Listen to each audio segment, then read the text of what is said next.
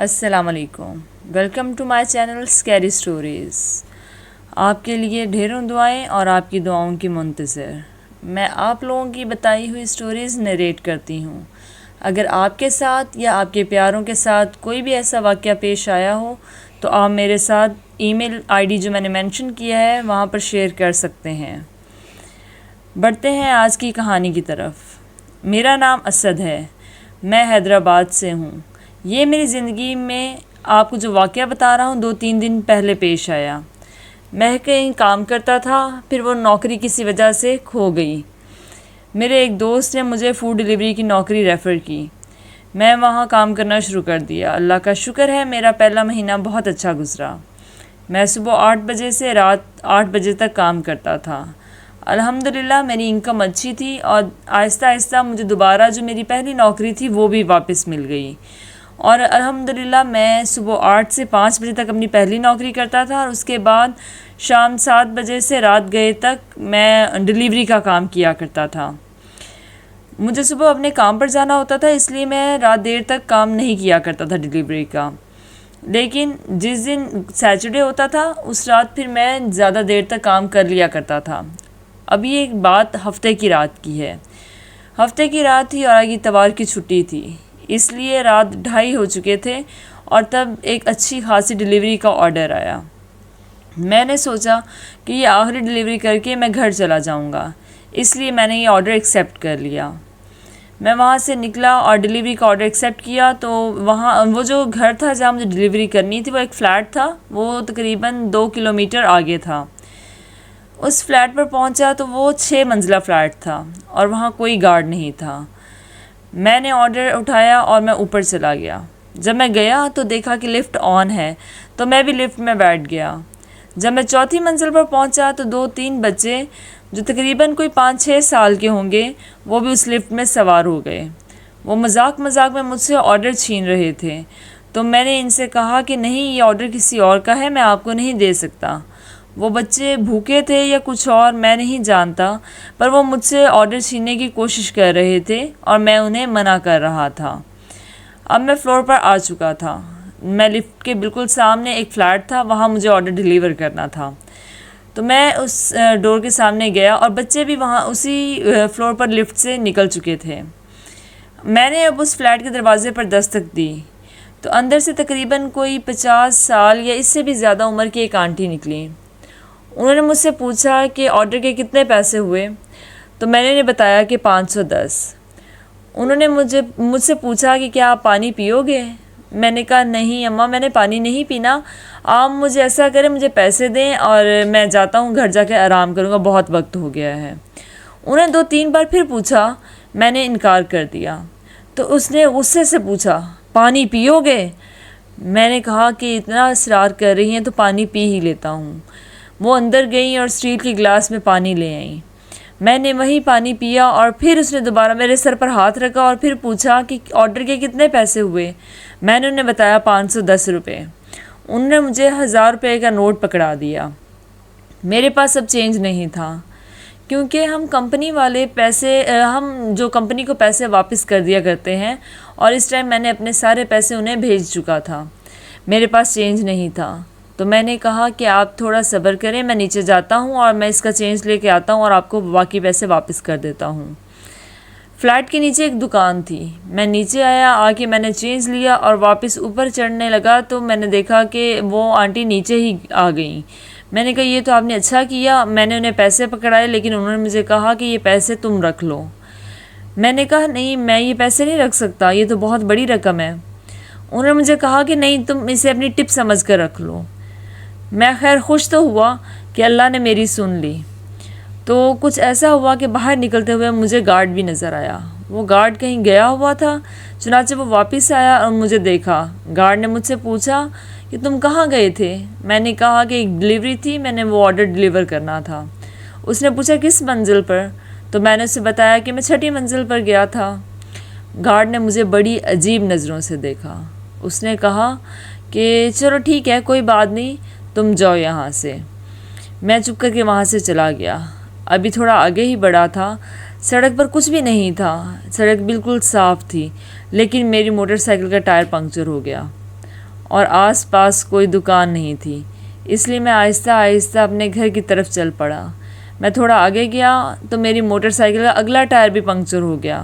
جب دونوں tyre puncture ہو گئے تو مجھے کچھ سمجھ نہ آیا، تو میں نے اپنے والد کو فون کیا اور میرے والد رکشے والے کو بلایا اور ہم گھر چلے گئے۔ میں نے اپنی بائک پنکچر جو تھی اس کو ٹھیک کروایا اور پھر سو گیا۔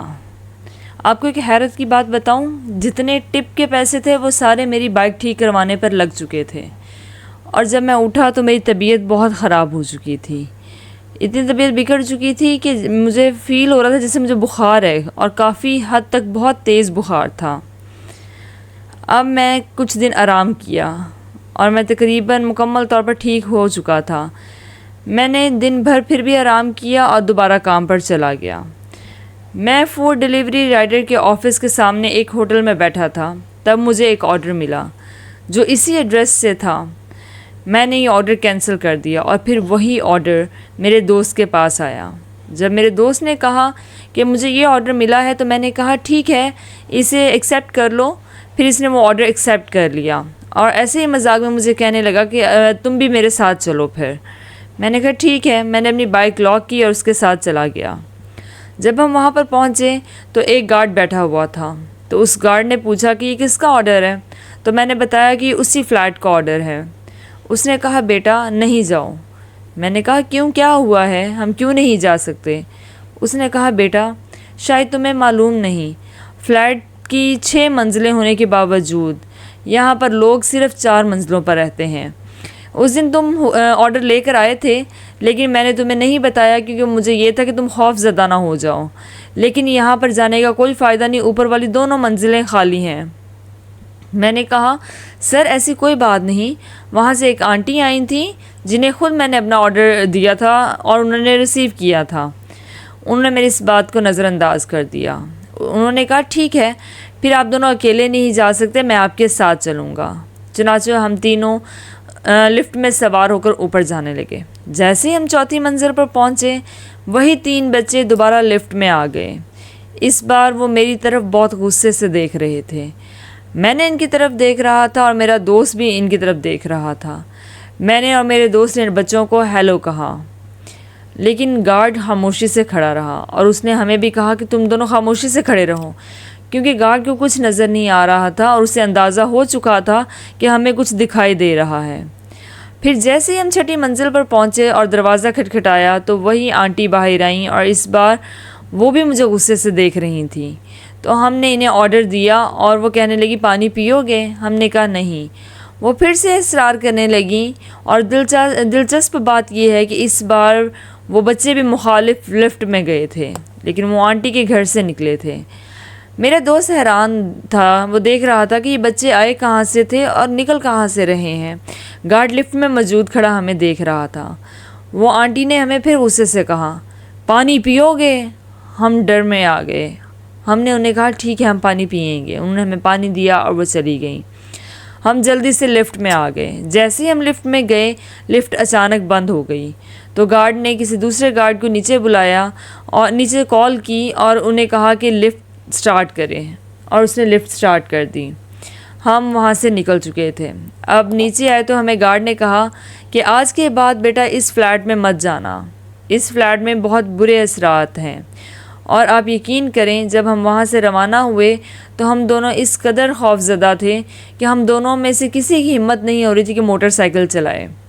لہٰذا میں نے بھی آیت الکرسی وغیرہ پڑھنا شروع کر دی، اور کسی نہ کسی طرح ہم موٹر سائیکل چلا کر وہاں سے نکلے تاکہ ہم جلد از جلد اپنے گھر پہنچ سکیں۔ ہم نے آیت الکرسی، درود شریف، جو کچھ ذہن میں آ رہا تھا پڑھنا شروع کر دیا۔ پھر ہم فوڈ ڈیلیوری سوار ہو کر مزید ہم اپنے ادھر پہنچ گئے ریسٹورنٹ میں۔ مزید اب فوڈ ڈیلیوری جب اس ایریا سے آتی تو ہم کینسل کر دیتے اور اپنے دوستوں کو بھی بتاتے۔ ابھی ہم وہاں بیٹھے تھے تو ہمارے دوست آ گئے اور ہمارا مائنڈ ڈائیورٹ ہو گیا، ہم ادھر ادھر کی باتیں کرنے لگے۔ پھر ایسا ہوا کہ مجھے پھر آرڈر آیا وہیں کا، اور میں نے کینسل کر دیا، جبکہ میرے دوست کو اس فلیٹ کے قریب کسی جگہ سے آرڈر ملا تو وہ وہاں آرڈر دینے چلا گیا۔ اس نے بتایا کہ میں جیسے ہی گیا وہ گھر اس فلیٹ کے سامنے تھا، اور میں نے دیکھا کہ اس فلیٹ میں ایک لمبی گردن والی آنٹی مجھے دیکھ رہی تھیں اور ان کی آنکھیں چمک رہی تھیں، اور جب میں آرڈر دے کر آیا تو انہوں نے مجھے ساری بات بتائی۔ پھر ہم نے یہ بات ڈیسائیڈ کر لی کہ اب اس ایریے کا کوئی بھی آرڈر آئے گا نہ تو ہم اس کو ریسیو کریں گے اور نہ ہی کسی دوست کو وہاں جانے دیں گے۔ جی یہ تھی میری کہانی، امید کرتا ہوں آپ کو پسند آئی ہوگی۔ اگر آپ کو پسند آئی ہو تو لازمی کمنٹس میں ضرور بتائیے گا، اور اپنے کمنٹس اور لائک شیئر سے مجھے اور زیادہ موٹیویٹ کریں۔ تھینک یو سو مچ۔ اللہ حافظ۔